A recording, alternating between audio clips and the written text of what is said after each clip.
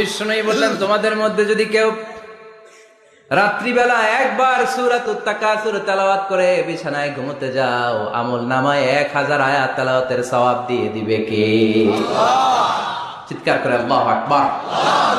একবার রাতে পড়বেন, 1000 কোরআনের আয়াত তেলাওয়াতের সওয়াব আমল নামায় চলে যাবে। পড়েন আলহামদুলিল্লাহ।